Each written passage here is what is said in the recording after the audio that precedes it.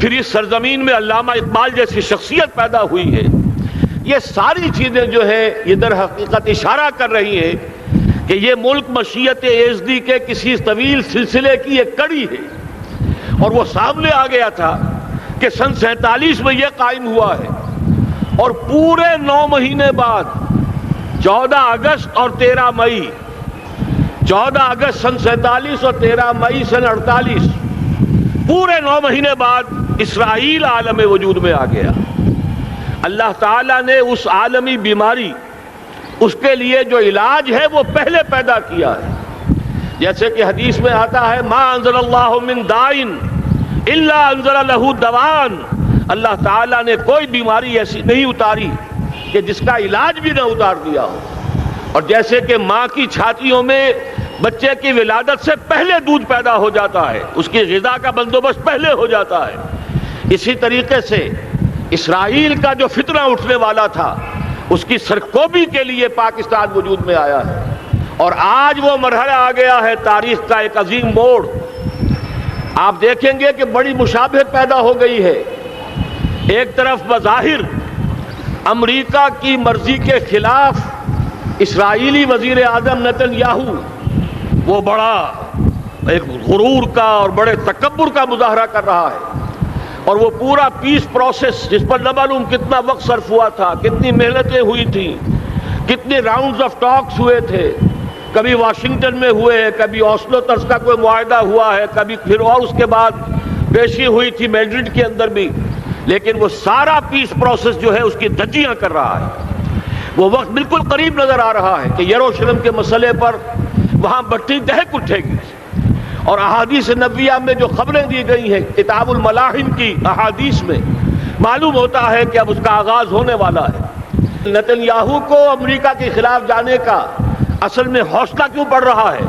اس لیے کہ اسے معلوم ہے کہ فرنگ کی رگیں جہاں پنجہ یہود میں ہے، چاہے کلنٹن ہو یا کلنٹن کا باپ ہو، یہودی لابی وہاں کی اتنی مضبوط ہے، کانگریس میں اور سینٹ میں ان کا اتنا اثر ہے کہ کوئی بھی وہاں شخص بڑے سے بڑا طاقتور اور بڑے سے بڑا اختیارات کا حامل اسرائیل کی مرضی کے خلاف نہیں جا سکتا. یہی معاملہ یہاں نظر آ رہا ہے. بظاہر تو ناراضگی کا اظہار ہوا ہے، لیکن یہ بات اب تو کھلتی چلی جا رہی ہے. حقیقت یہ ہے کہ یہود اور ہنود کا بڑا گہرا لنک قائم ہو چکا ہے، اور یہ بھٹیاں اب دونوں طرف دہکیں گی.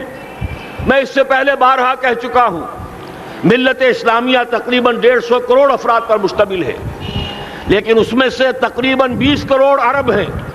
ان کو اللہ نے خصوصی فضیلت دی تھی. یہ تھے کہ جن کی زبان میں قرآن نازل ہوا، خود محمد عربی صلی اللہ علیہ وسلم عرب تھے، انہیں جو فضیلت عطا کی تھی.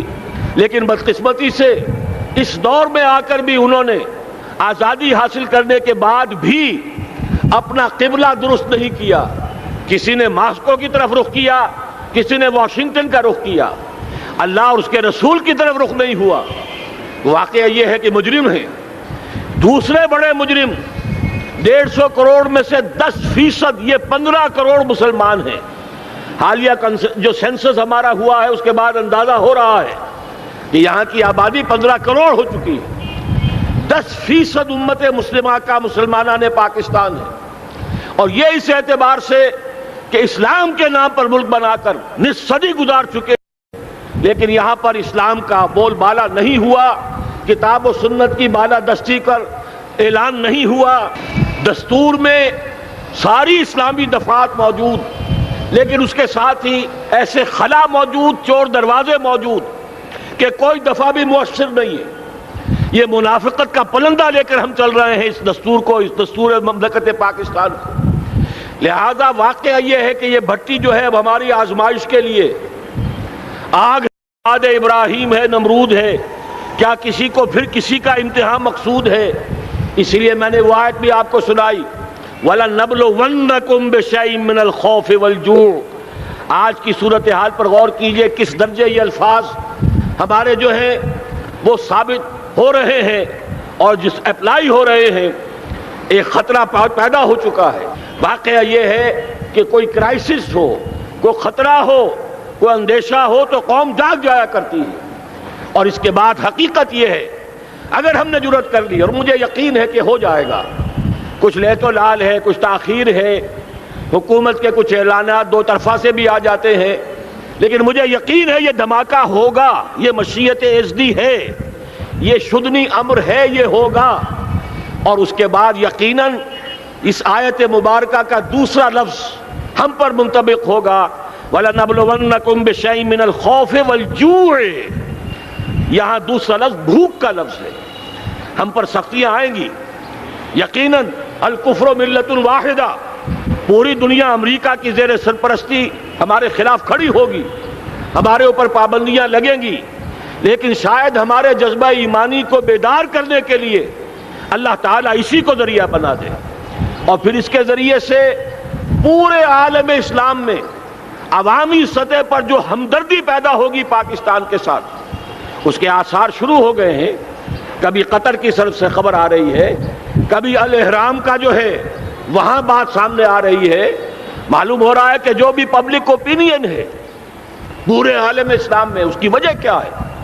میں نے اپنے پچھلے جمعے کے خطاب میں عرض کیا تھا کہ جیسے پاکستان سلطنت خداداد پاکستان ہے، ایسے ہی اس کی ایٹمی صلاحیت یہ بھی خداداد ہے.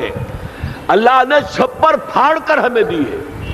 ایسا نہیں تھا کہ ہم نے لیبارٹریاں بنائی ہوں، ہمارے سینکڑوں اور ہزاروں سائنسدان ریسرچ میں لگے ہوئے ہوں.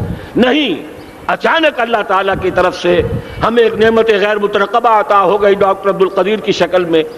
پھر نہ معلوم کس کس ذریعے سے اس پروگرام کو آگے بڑھانے کے لیے جن پرزوں کی ضرورت تھی، کس کس ذریعے سے وہ پرزے یہاں پہنچے ہیں. یہ بھی خالص خداداد صلاحیت ہے، اور اس کو سمجھ لینا چاہیے کہ یہ ہمارے لیے ایک فرض کفایہ کے درجے میں ہے پوری امت مسلمہ کی طرف سے. اس کی وجہ کیا ہے؟ پورے عالم اسلام میں کہیں اور یہ صلاحیت موجود نہیں.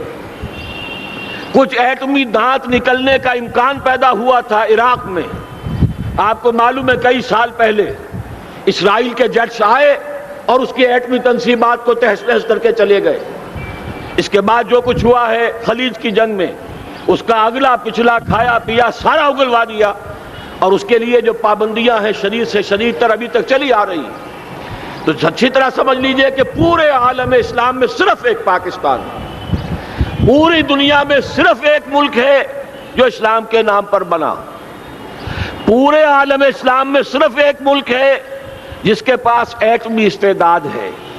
ان دونوں چیزوں کو سامنے رکھیے تو پھر مشیت ازدی میں مختلف چیزیں جو اللہ تعالیٰ کی اس تدبیر کے اندر موجود ہیں، اس کی کچھ نہ کچھ کڑیاں جو ہے ملتی نظر آتی ہیں. لہذا اگر یہ معاملہ ہو جاتا ہے تو یقیناً اگرچہ سختی آئے گی، وَلَنَبْلُوَنَّكُمْ بِشَيْءٍ مِّنَ الْخَوْفِ وَالْجُوعِ، لیکن ایک تو یہ کہ اس قوم کے اندر سے انشاءاللہ جذبہ ایمانی برآمد ہوگا، اس قوم کے اندر سے ایثار اور قربانی کے جذبات برآمد ہوں گے، پورے عالم اسلام کی اخلاقی سپورٹ اسے حاصل ہوگی. اور میں یہ سمجھتا ہوں کہ جیسے نوائے وقت نے بھی بہت اچھا کیا، کل یا پرسوں کے اپنے جو سر وقت پر وہ احادیث شائع کر دی ہیں، جن میں سے دوسری حدیث بڑی معنی خیز ہے. حضور نے فرمایا اصابتان احرزہم اللہ من النار، دو لشکر ایسے ہیں کہ جن کو اللہ تعالیٰ نے جہنم کی آگ سے چھٹکارے کا پروانہ دے دیا. وہ لشکر جو ہیں وہ جہنم کی آگ سے چھٹکارا پا گئے. احرزہم اللہ من النار. وہ دونوں لشکر کون سے ہوں گے؟ اصابت یغزو الہند، ایک وہ کہ جو ہندوستان پر حملہ آور ہوگا، اور دوسرا وہ جو حضرت مسیح علیہ السلام کے ساتھ جبکہ ان کا نزول ہوگا، اور اللہ تعالیٰ ایک مجدد، اس آخری دور کے مجدد کی حیثیت سے حضرت مہدی کو بھی ہمارے درمیان میں سے اٹھائے گا. اور پھر جو آخری فیصلہ کن جنگ ہوگی الملحمۃ العظمیٰ، اس کے لیے یہاں سے فوجیں جائیں گی ان کی مدد کے لیے. اب ان دونوں فوجوں کو ایک حدیث میں جمع کرنے سے اندازہ کر لیجئے کہ اس کا مطلب کیا ہے. یہ علاقہ پاکستان اور اس سے ملحق افغانستان، یہ علاقہ ہے کہ جو اسلام کا گہوارہ پہلے بنے گا. یہاں سے فوجیں جائیں گی، اور دائیں بھی اور بائیں بھی، مشرق میں بھی اور مغرب میں بھی، اور یہیں سے انشاءاللہ تعالی اسلام کا جو عالمی غلبے کا جو وعدہ ہے اللہ کا، کی خبر دی ہے محمد رسول اللہ صلی اللہ علیہ وسلم نے کہ لا یبقى علی الارض بیت وبر ولا مدر الا ادخلہ اللہ کلمۃ الاسلام، اس روئے ارضی پر کوئی گھر بچے گا نہ خیمہ بچے گا جس میں اللہ تعالیٰ کلمہ اسلام کو داخل نہ کر دے۔ وہ حدیث کے جس کے بارے میں فرمایا گیا، حضور نے ارشاد فرمایا، حضرت ثوبان سے روایت ہے کہ اللہ تعالیٰ نے میرے لیے ساری زمین کو سمیٹ دیا۔ ان اللہ زوالی الارض فرأیت مشارقها و مغاربها، میں نے اس زمین کے سارے مشرق دیکھ لیے، سارے مغرب دیکھ لیے، لیکن یہ جان لو ان امتی سیبلغ ملکها ما ذوی لی منها، میری امت کی حکومت ان تمام علاقوں پر قائم ہو کر رہے گی جو پوری زمین کو لپیٹ کر مجھے دکھا دیے گئے۔ یہ وعدہ پورا ہونا ہے، اور اس وعدے کا نقطۂ آغاز یہی سرزمین، اور جیسا کہ ہمیں افغانستان میں آثار نظر آ رہے ہیں، ایک خالص دینی مذہبی حکومت قائم ہو چکی ہے۔ افغانستان کا 80% علاقہ امن کا گہوارہ بن چکا ہے، علماء کی وہاں قیادت ہے اور حکومت ہے۔ یہ پاکستان اور افغانستان مل کر، جیسا کہ آپ کو یاد ہوگا، میں نے جب تجویز پیش کی تھی کہ حکومت پاکستان فوراً تسلیم کرے طالبان کو، اللہ کا شکر ہے، میں یہ نہیں کہتا کہ میرے کہنے کی وجہ سے ہوا، لیکن بہرحال اللہ کا فضل ہوا کہ چند دن کے بعد ہی حکومت پاکستان نے تسلیم کر لیا طالبان کی حکومت کو۔ میری دوسری تجویز ابھی پینڈنگ ہے، پاکستان اور افغانستان کا کے درمیان کانفیڈریشن قائم کیا جائے۔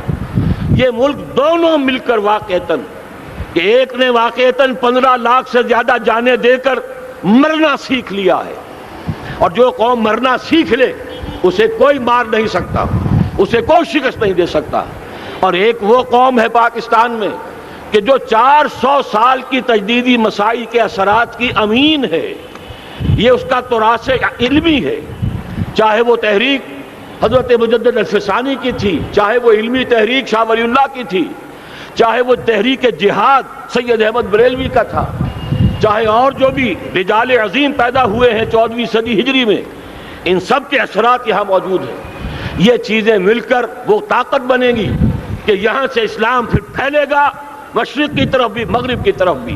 اصابۃ تغزو الہند و اصابۃ مع عیسیٰ ابن مریم، یہ چیزیں جو ہونی ہیں الحمدللہ، میں سمجھتا ہوں کہ اب تیزی کے ساتھ حالات اس رخ پر جا رہے ہیں۔ کہیں فرمایا ان ینصرکم اللہ فلا غالب لکم، اگر اللہ تمہاری مدد کرے تو کوئی تم پر غالب نہیں آ سکتا، وَإِن یخذلکم، اور اگر خدا نہ خواستہ اللہ تعالیٰ ہی اپنی مدد تم سے کھینچ لے، واپس لے لے، سلب کر لے، ان یخذلکم، تمہیں چھوڑ دے، فمن ذا الذی ینصرکم من بعد، تو پھر کون ہے جو تمہاری مدد کر سکے گا۔ اس مرحلے پر سیاسی جماعتیں اپنی جو ان کا مزاج ہے اس کے مطابق چاہتی ہیں کہ کیپٹلائز کریں، پولیٹیکل مفادات حاصل کریں۔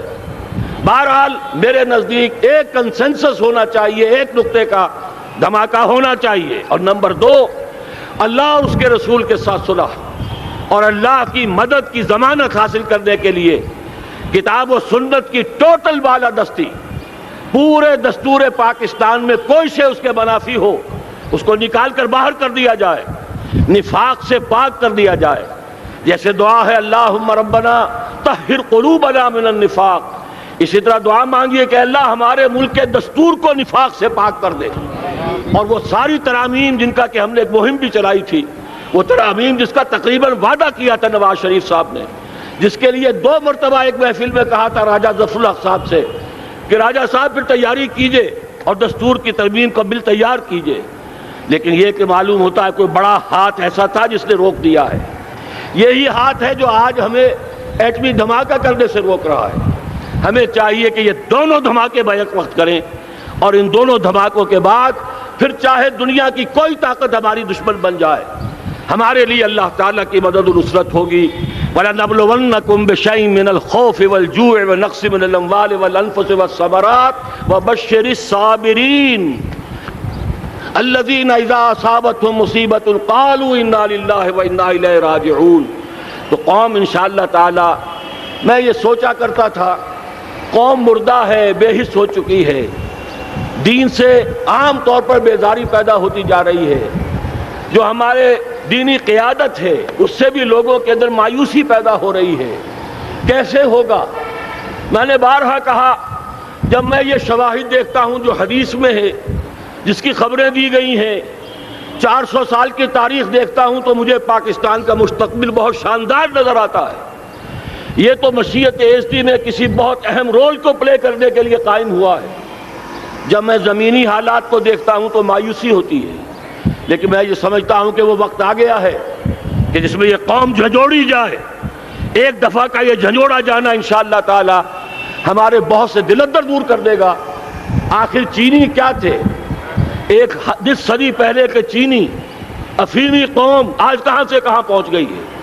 ہمارے اندر بھی چاہے یہ کہ اوپر راکھ ہے، اندر چنگاریاں ہیں، ان چنگاریوں کے بھڑکنے کا وقت آ گیا ہے، اور انشاءاللہ العزیز اسی ایٹمی دھماکے سے اس پورے عمل کا جو ہے آغاز ہو جائے گا، جس سے یہ سرزمین پاکستان اسلام کا گہوارہ بنے، اور پھر یہاں سے پوری دنیا میں اسلام کے غلبے کی جد و جہد کا آغاز کیا جائے۔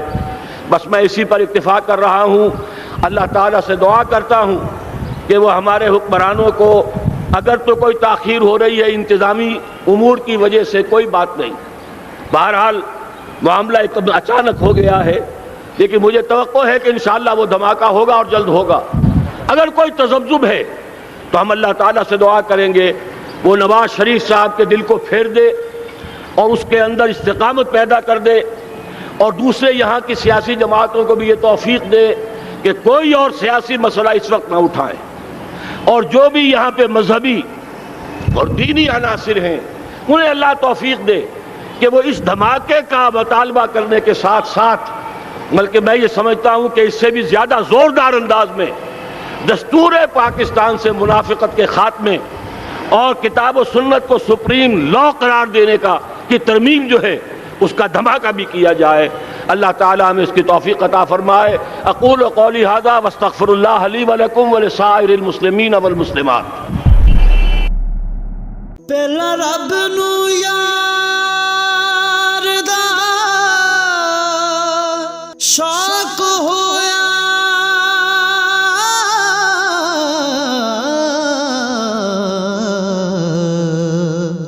نبی پاک دا کرن جمال مائیں، آیا وحی لے کے ہویا ترت حاضر، تے لیا یار نے یار نو پال